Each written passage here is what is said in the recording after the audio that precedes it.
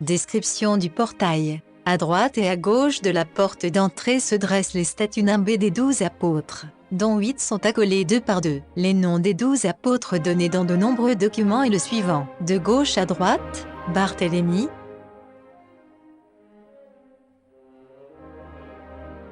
Jacques le Mineur,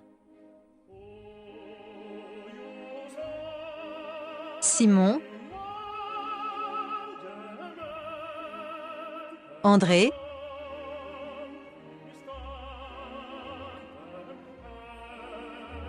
Jean, Paul, Pierre. Notons cependant que Paul n'a jamais été un apôtre, même s'il est considéré comme le 13e apôtre, pas le 12e, qu'il est toujours représenté avec son glaive, que Judas Iscariote ne figure pas dans cette liste, qu'après sa mort il a été remplacé, après des élections et un tirage au sort, par Matthias. Il faut peut-être parler de Matthias et non de Paul. Jacques le Majeur, Thomas, Philippe, Jude et Matthieu. Entre les apôtres des colonnes à chapiteaux historiés, le Moyen-Âge, dont la flore ornementale acquit tant de souplesse, sut y marier les formes moins aisément flexibles de l'être humain. Le 3e chapiteau de gauche, en faisant face au porche, pourrait servir d'exemple. 2 anges y fléchissent le genou, devant l'image du Saint-Esprit.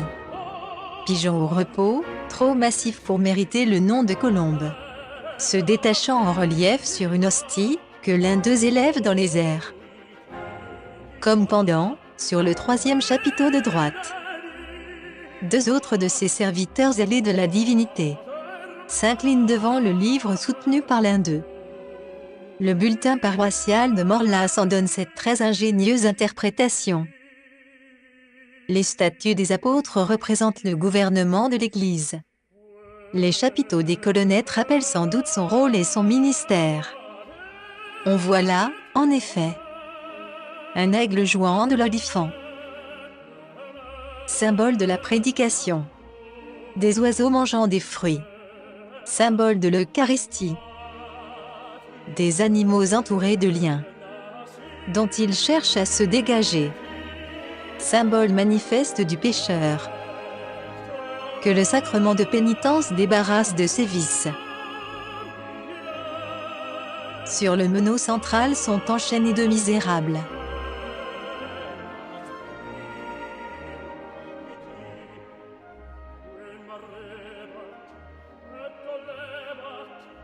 À droite du fut un jeune homme, et une biche aux formes élancées s'élève au milieu des feuillages. Au sommet, une magnifique frondaison de fleurs et de fruits. À gauche du fût, des oiseaux dans le feuillage. Au-dessus des tailles noires. La première voussure encadre un large tapant dans lequel en sont inscrits 2 autres, correspondant aux divisions de la baie géminée. La scène qui forme le sujet de la partie supérieure du porche est la majestueuse vision de l'Apocalypse de l'apôtre Jean. Dans le grand tympan, au centre de la composition, comme il est le centre de l'univers, notre Seigneur trône sur un bicélium, la tête auréolée d'une impe crucifère. Il est environné d'une gloire elliptique, où se lit l'inscription suivante. Traduction. Je suis le roi des saints, qu'au ciel je glorifie. À qui s'attache à moi, je donnerai la vie. À sa droite, un ange lui présente le livre de l'évangéliste saint Matthieu. À sa gauche, Jean est figuré par l'aigle. À ses pieds, le chrisme, symbole chrétien formé des 2 lettres grecques, le chi et le rho. La première apposée sur la seconde. Il s'agit des 2 premières lettres du mot Christ en grec. On le lit aussi parfois comme le monogramme du Christ. Les deux tympanons sont ourlés d'un tore et d'une moulure à billettes.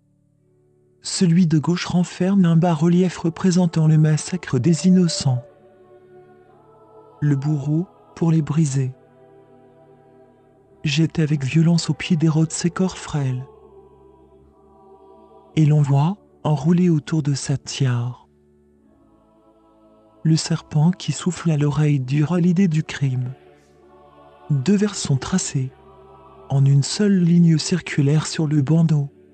Les sculpteurs du XIXe siècle, n'étant pas des latinistes distingués, ont mis une ponctuation à leur convenance, ce qui ne simplifie pas la traduction.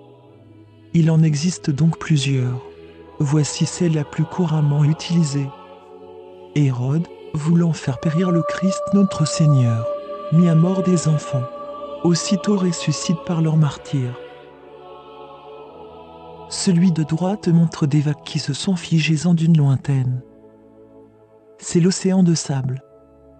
Le désert, témoin de la fuite en Égypte. L'envoyé du Seigneur, à demi enveloppé d'un nuage, guide les pas de Saint Joseph, derrière lequel s'avance l'âne portant la Vierge Mère et l'Enfant Dieu. Nous pouvons lire: c'est pour mieux nous sauver qu'il fuit devant la mort. Au pilote divin, l'ange montre le port. Au-dessus, 6 grandes arcades plein cintres superposées et merveilleusement décorées. Au-dessus, dans le premier voussoir, une rangée de canards qui montent en bon ordre vers le ciel. La présence de ces volatiles a fortement intrigué les archéologues. 2 explications. Faut-il y voir une idée symbolique bien arrêtée? Ou doit-on les considérer comme une simple ornementation de fantaisie? Leur nombre, 26, semblerait condamner la première opinion. Car nous ne voyons pas à quel symbole chrétien le chiffre 26 peut répondre. Toutefois, en considérant que l'un de ces oiseaux se perce les flancs, tel le pélican, qu'un autre dévore un serpent, comme l'ibis, qu'un troisième avale le poisson de Tobie, image de Jésus-Christ, que les 2 oiseaux de la clé de voûte se becquettent à l'imitation des colombes de la fraternité chrétienne, on serait disposé à voir dans ces volatiles une espèce de congrès de tous les oiseaux sacrés dont l'Écriture nous a transmis les noms. Le phénix, la huppe, la perdrix, l'autruche, la tourterelle, la colombe. Pour quel motif l'artiste les a-t-il tous représentés sous la forme d'un canard? Ce n'était point par inhabileté. Tous les détails de la porte sont d'un dessin et d'une exécution irréprochables. Serait-ce par amour de l'uniformité? Peut-être. Nous savons que, dans les porches de cette époque, le souci du respect de ce principe d'harmonie est poussé jusqu'à l'excès. Chaque voussure est invariablement ornée de la même fleur, du même motif, du même roi, du même saint, du même ange. Mais avec un moindre effort d'imagination. L'abbé Laplace nous paraît se rapprocher davantage de la vérité. Il rappelle que le spectacle observé de ces migrations périodiques fit de cet oiseau voyageur l'un des attributs de Saint Jacques, et en a fait la poétique enseigne des innombrables pèlerins qui traversaient alors le Béarn, en marche vers Compostelle. Ce serait donc en l'honneur du grand apôtre de l'Espagne, et en souvenir des nombreuses caravanes qui affluaient vers son sanctuaire, que l'artiste aurait sculpté ces canards. Le canard de Saint Jacques, pourquoi pas?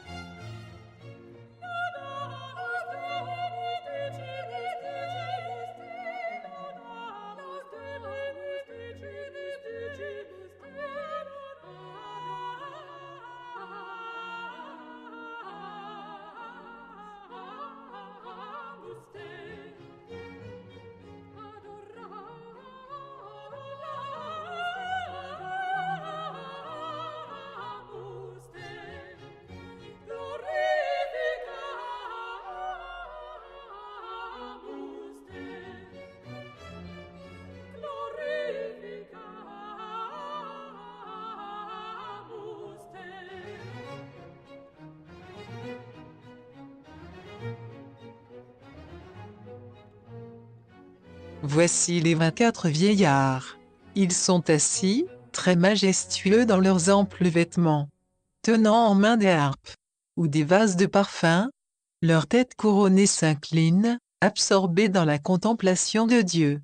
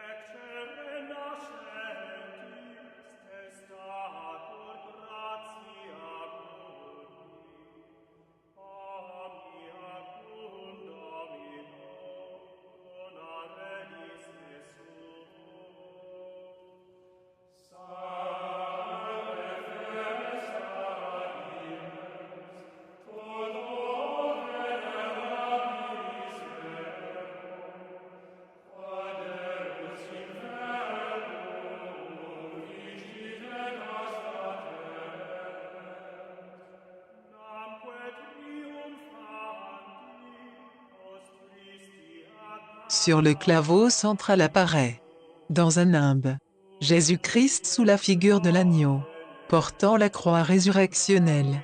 Le tout est supporté par 2 Atlantes.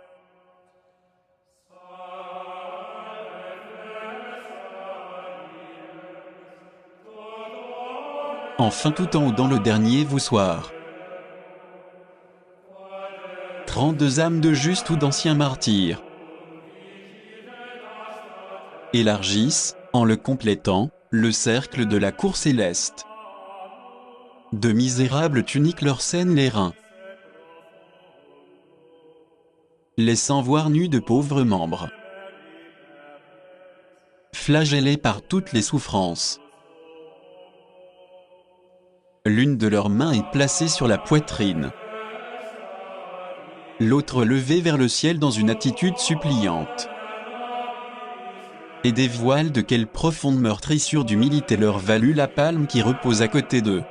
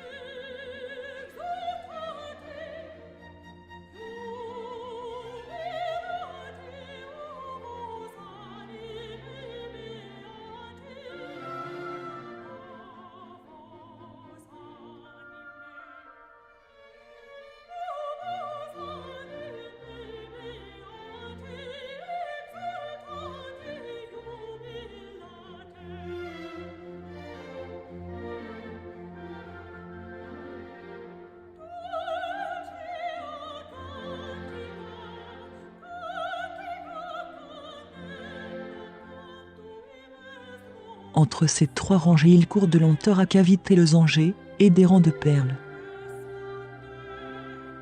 D'opulentes rosas s'ouvrent au jour leurs 5 pétales. Au bas serpentent, racines enchevêtrées de toute cette fleur de rêve, les rinceaux mourants en molles ramifications. C'est comme une immense auréole qui entoure Dieu le Père. Et la position des autres personnages, placés perpendiculairement à lui, et non point allongés dans le sens des voussures, accentue l'impression de rayonnement qui semble émaner de lui. Le complément du portail se compose d'une simple corniche à modillon roman, destinée à supporter le rebord du toit qui en abrite la masse saillante.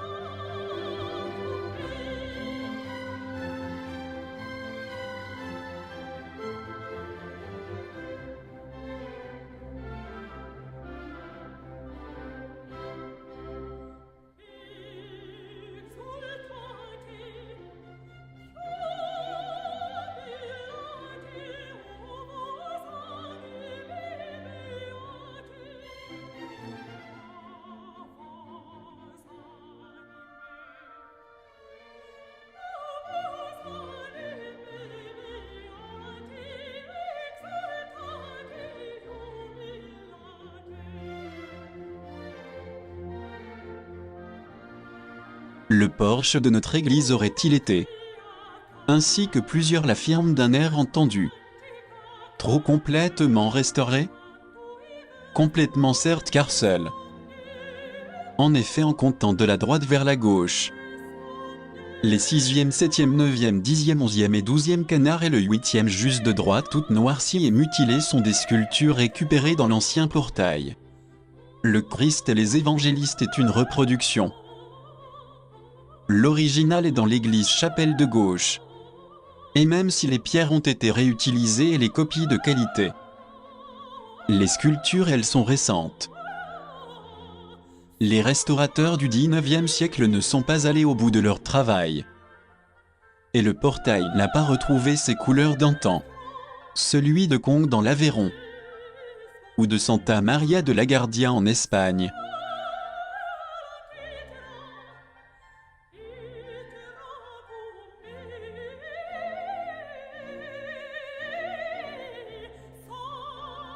La vérité est que le portail ne le fut point restauré assez tôt. De 1807 à 1902, il a fallu 95 ans entre le projet initial et son aboutissement, alors que le temps faisait son œuvre, et 35 ans de travaux pour amener le projet à son terme.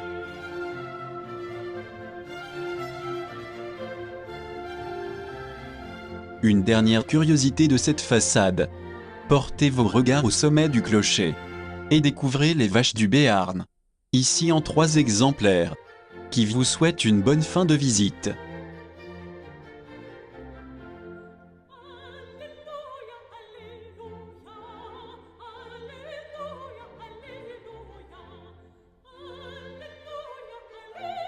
Si je suis le photographe et le réalisateur de ce petit documentaire, je remercie l'auteur anonyme qui en 1910 a écrit « Notre église Sainte-Foy de Morlas », ouvrage dans lequel j'ai largement puisé pour trouver toutes les informations données au long de ce document.